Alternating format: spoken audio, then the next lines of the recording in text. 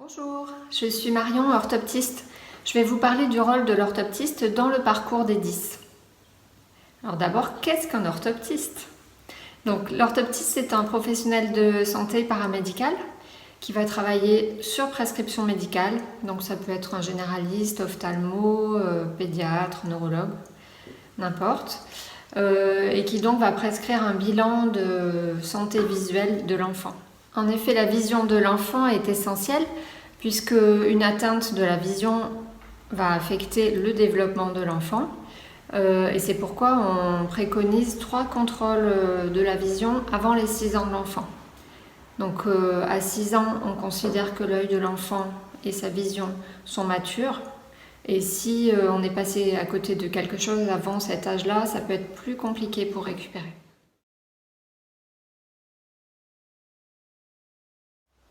En cas de trouble neurodéveloppemental, l'examen de la vision va être encore plus important, puisque effectivement 80% des informations liées aux apprentissages passent par la vision. Chez l'enfant, les difficultés visuelles ne se remarquent pas, l'enfant ne va pas se plaindre de mal voir.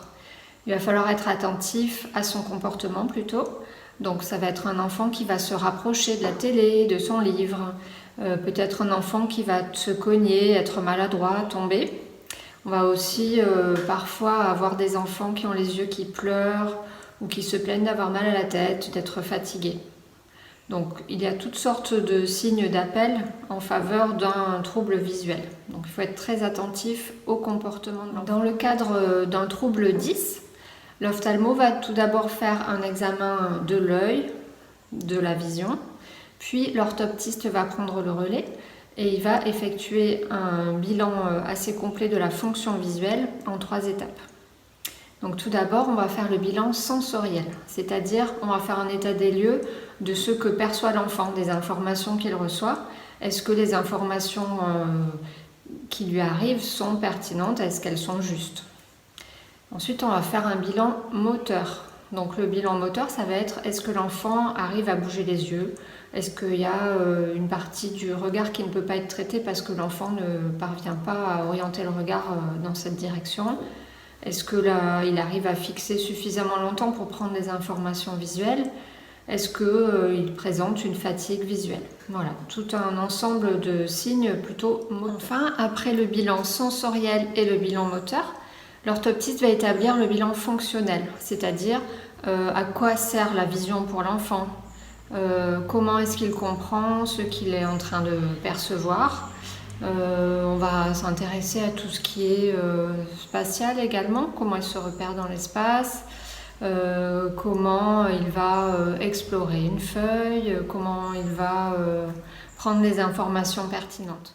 En plus de la rééducation, on va pouvoir proposer des aménagements scolaires si besoin. Donc en fait, les aménagements, ça va être toutes sortes d'outils ou de méthodes qui vont aider l'enfant à optimiser ses capacités visuelles. Donc c'est-à-dire, ça peut être par exemple un pupitre adapté qui va se surélever pour rapprocher les documents du regard et faciliter la prise d'informations visuelles. Ça va être également peut-être un tiers-temps, c'est-à-dire un temps supplémentaire pour que l'enfant puisse traiter au mieux ce qu'il a à faire au niveau visuel. On va pouvoir utiliser par exemple aussi des guides de ligne qui vont aider l'enfant dans sa lecture pour la progression, pour passer d'une ligne à l'autre de façon plus fluide.